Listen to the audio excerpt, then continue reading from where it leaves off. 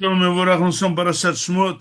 Nous commençons la, l'étape de la création de l'État d'Israël, qui commence de manière un petit peu spéciale et étonnante, que Am Israël, il a une xéra à faire passer de descendre en Égypte et de commencer le shi'boud, de commencer les travaux forcés.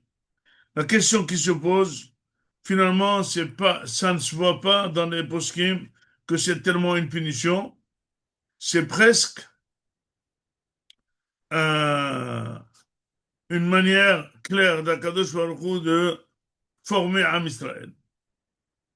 Akadosh Baruch Hu a promis dans Brit Ben Abetarim que à Abraham Avinu que il lui a demandé Bama Eda ki Irachena, comment je vais savoir que je vais hériter Eretz Israël? Il a dit tu vas le savoir très bien, tes descendants vont aller en Égypte 400 ans et ils seront vraiment, ils vont énormément souffrir. Et après je les sortirai. On ne comprend pas quel est le but de cette souffrance. La grande question est, si on avait pris des gens pas religieux, on les aurait envoyés à des travaux forcés en Égypte, peut-être. Non, en Sibérie, ouais, ça peut se comprendre. Mais on a pris des tzadikim, on les a mis en Égypte. Qu'est-ce que on peut attendre de ce qui peut se passer en Égypte?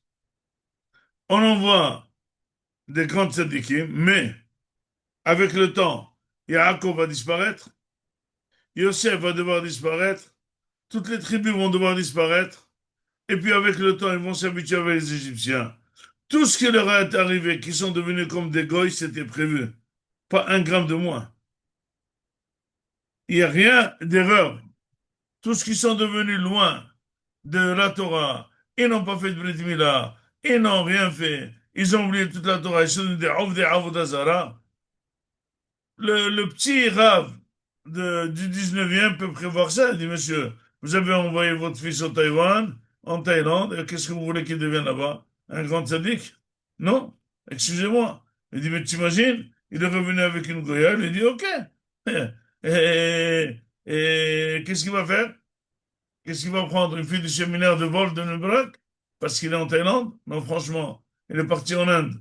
Quel rapport? Donc c'est prévu. Donc c'est prévu. En quoi, quel est le but de prendre des gens, à la limite, très religieux, leur enlever la religion, leur faire subir des travaux très, très, très durs, des années et des années, et après sortir de là-bas et revenir en Eretz Israël? On ne comprend pas quel est le parcours, quel est le Inyan. Maintenant, pour que la personne sente le inouï, la difficulté, c'est marqué dans le Midrash qu'il fallait deux choses. D'abord, changer toujours les travaux parce que la personne s'habitue à une fatigue spéciale, à un travaux dur, ben, il s'habitue. Tu lui changes, ça le casse. Et en plus, le volume l'augmenter au fur et à mesure. Et c'est ce qui est arrivé. Et de là-bas, Kadosh Baruch Hu lui a dit, je vais commencer à faire une procédure de faire sortir les Juifs de là-bas, et je vais montrer ma force. Les Égyptiens, ils vont les lâcher, et ils vont croire en moi, je vais les ramener. On ne comprend pas quelle était la question d'Abraham Avinu.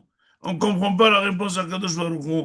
On ne comprend pas quel est le processus de l'Égypte. Alors écoutez, Mouraï Rabotai. Abraham Avinu, il avait un souci. Il lui a dit, mes enfants, ils sont bien. Tu me promets de me donner Eretz Israël. Si jamais mes enfants, ils prennent, ils déroutent, ils deviennent des non-religieux, tu vas leur donner Eretz Israël. Et si, même si c'est oui, je peux appeler ça ma génération?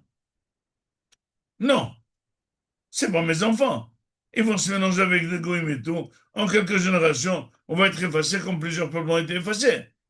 Donc il demande à Kadosh Baruch Hu, Bama Eda Ki Irachia, ça va être un héritage. Un héritage, c'est de fils à enfants, ça veut dire qu'ils vont rester dans mon chemin. Il a dit à Kadosh Baruch Hu, il y a un processus que je te propose qui va être fait. Et je te le promets que je le ferai. Il dit, quel est ce processus? Il lui dit, écoute, je vais en prendre tes enfants ils sont croyants, tes enfants c'est des tzadikim, mais ils l'ont fait tout de même dans de bonnes conditions. Ça peut qu'avec une influence extérieure forte, ils peuvent abandonner, baisser ou abandonner entièrement le judaïsme. Oui, c'est vrai. Moi, je vais leur faire, hein, c'est moi qui vais occasionner leur baisse de spiritualité. Et, parallèlement, je vais créer un système où ils vont souffrir une souffrance terrible. Cette souffrance terrible prolongée, c'est le meilleur médicament pour que la personne découvre Akadosh Baruch Hu. Je m'explique. La personne, elle devrait avoir un équilibre entre la neshama et le gouffre. Comme d'habitude, le gouffre, c'est lui qui remporte. Quand il mange, il est là. Quand il a besoin de toutes ses envies, il est là.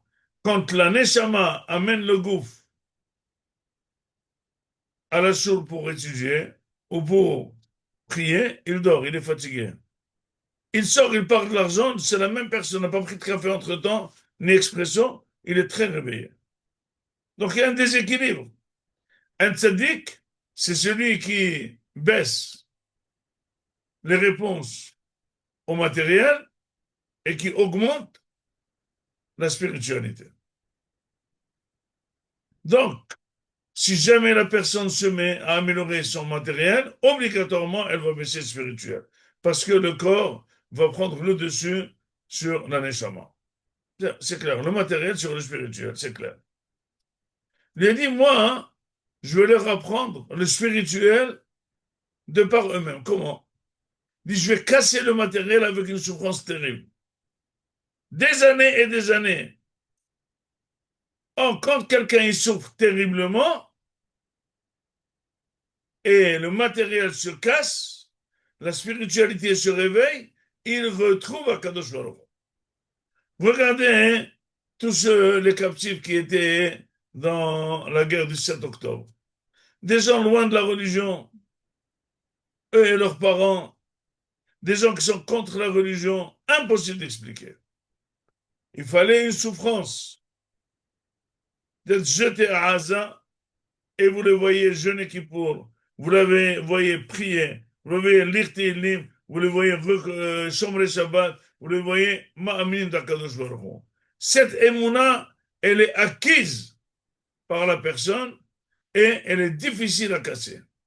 Akadosh Baruch Hu, il a dit, comme quelqu'un qui est malade, et bien à la fin, quand il est en morceaux, et bien toute personne, tu dis, je vais prier pour vous, il dit, ok, donnez de la tzedaka, il dit, ok. Il dit, mais monsieur, vous étiez pas croyant ni rien du tout, c'est pas grave, j'y crois, je pense que vous pouvez m'aider.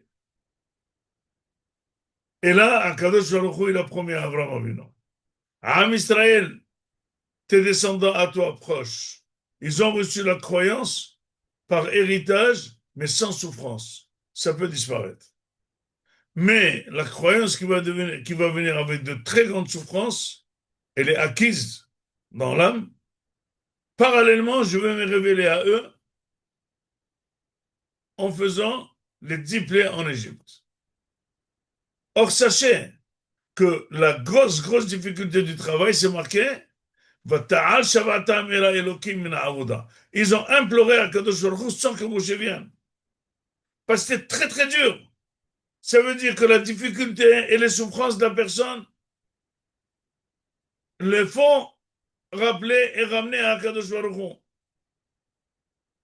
Après, il fallait tout de même chauffer l'atmosphère. Eh bien, il leur a fait 10 plaies, 10 miracles extraordinaires, graduels un après l'autre. Et là, on est devenu une croyance très forte, acquise et par la souffrance et par la souffrance de ceux qui nous ont fait souffrir, à savoir les Égyptiens. Le total de ça, il a appliqué à Kadosh Baruch Hu la promesse à Abraham Avinu. Am Israël sort, croyant et très croyant. 3 mois après, il était capable d'être devant Har Sinai et recevoir la Torah.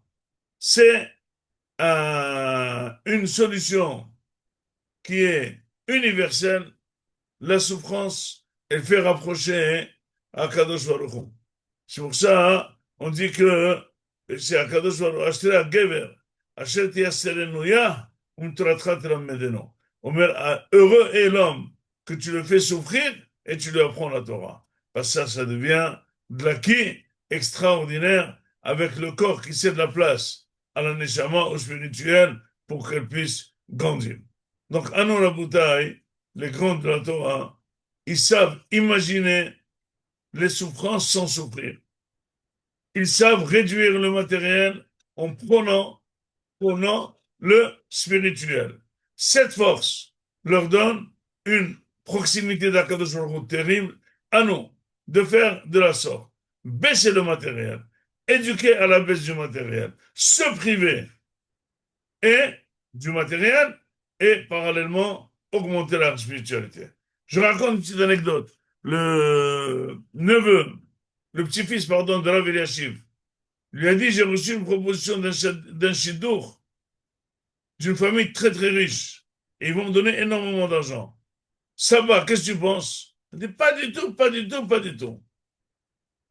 Il dit, alors quoi? Il dit, écoute, vérifie. S'ils vivent matériellement très serrés, prends cette fille. Mais s'ils vivent aisés, ne la prenez pas.